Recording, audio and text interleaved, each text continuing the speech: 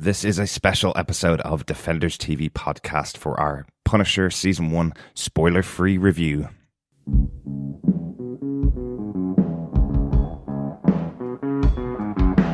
I hear a lot of people saying the blues, but I'm gonna tell you what the blues is. When you ain't got no money, you got the blues. That was our new theme tune from Tritachyon. Thanks for that, guys. This is Defenders TV podcast. I'm one of your hosts, Derek, and I'm here today to talk about The Punisher Season 1 for my spoiler-free review. The other guys, John and Chris, aren't with me for this podcast. They'll be back for our episode-by-episode discussions, which will come out from Friday the 17th of November as Punisher gets released on Netflix. But we've been lucky enough to have the opportunity to get all 13 episodes of The Punisher in advance. So I've done something that I've never done before. I've binged-watched an entire season of Marvel. I have binged-watched other shows on Netflix before, but because of the way we cover our podcasts for each of the series before, I've never been able to do it with Marvel. So a really fun experience to be able to do that with Marvel.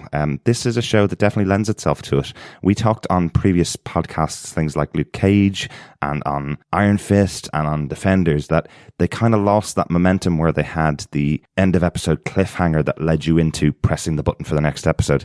Punisher doesn't suffer from that. It's something that they've really brought back in this show. There seems to be something at the end of each episode that made me want to press that button and watch the next one. So what I'm going to talk about, this is completely spoiler-free. I'm not going to talk about any of the plot details for the show. Don't want to spoil it for you. But I want to give you an overview of my thoughts after watching the series so far. So to take you back on the Punisher as a character, he came in to Daredevil Season 2. Once he arrived on the scene, really, it wasn't long until Netflix said they were going to have another TV show coming from the Punisher and centered around the Punisher. It really has to be down to the performance of Jon Bernthal in the role. He's obviously worked on The Walking Dead. He was in the movie Baby Driver recently, which he was really good in. And it's really easy to see why Netflix felt so confident in this guy to carry his own show.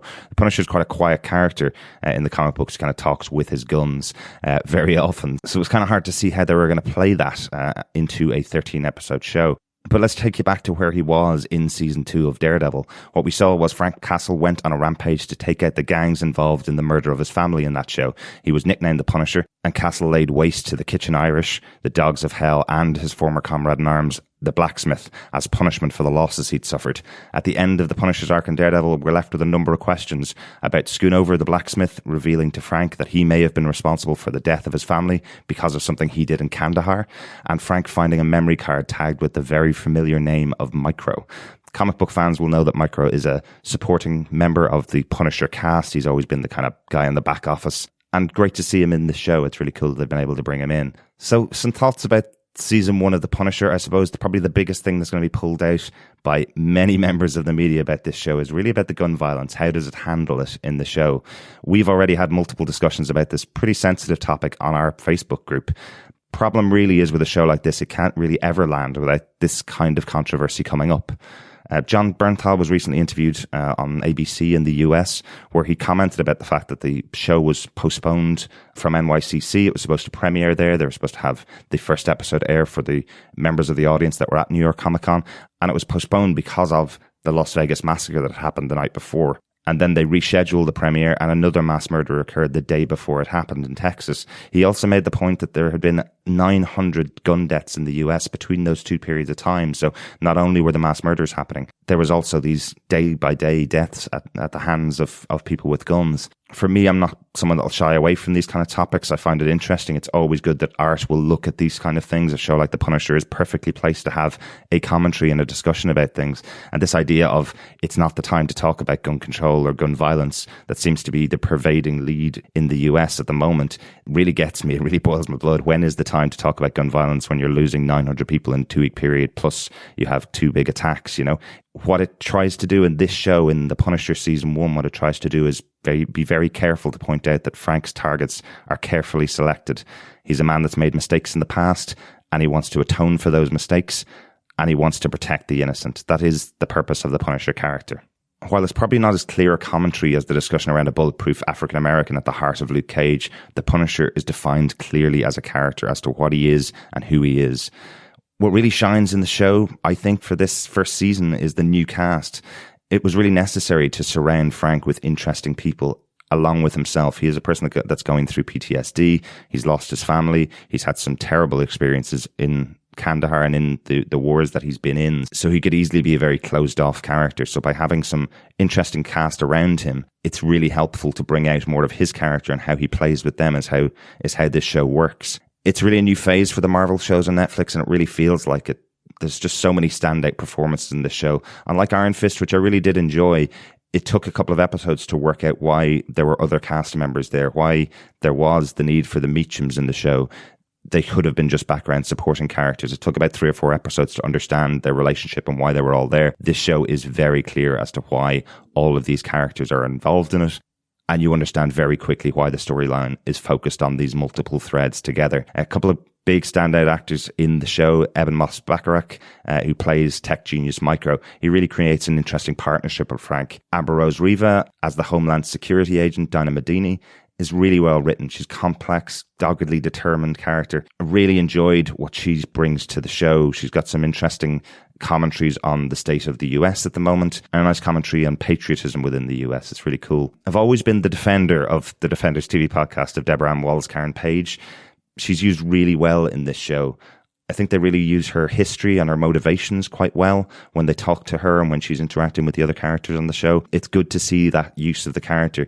This kind of stuff where they bring a character on board from another show can fail, or it can just look like stunt casting to try and bring other people on board from shows like Daredevil, which is the most popular still of the Netflix shows. And it is that, obviously. But she had a huge relationship with Frank back in season 2 of Daredevil. With Frank back in New York, it would have made no sense for her not to interact with him. And I think she does a really good job here. Really enjoyed her performance in the episodes. Ben Barnes is a comic book character called Billy Russo. He really brings a great presence to the show. I've really enjoyed Ben Barnes in some of his previous roles, things like Westworld.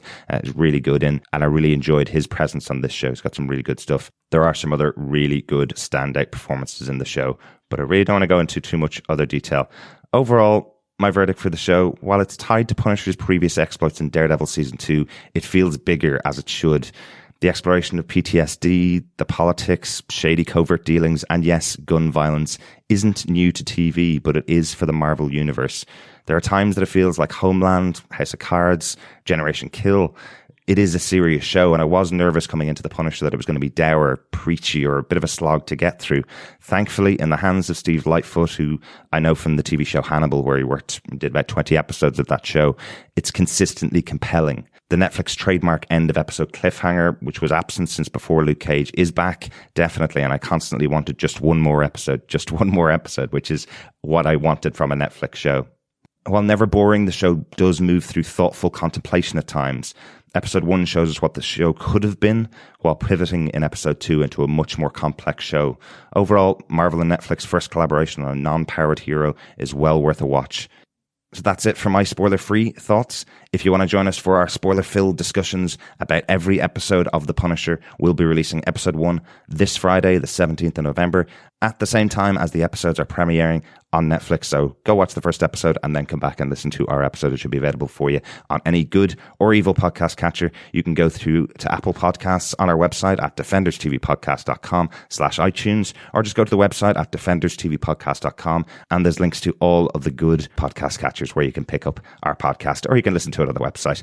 I hope you've enjoyed my spoiler-free thoughts about the show. I'm looking forward to delving deep into this show. There's lots of stuff to talk about. And if you want to share your thoughts, you can leave us a voicemail over on our website at defenderstvpodcast.com. Just click the button and leave up to 90 seconds of your thoughts. You can email us at feedback@gothamtvpodcast.com, or you can join us over on our Facebook group at facebook.com/groups/DefendersTVPodcast. Please make sure to subscribe to the podcast, share it with anybody you know that might be interested in hearing our thoughts or joining the discussion about The Punisher. We're really looking forward to getting into the show. I'll talk to you again on Friday.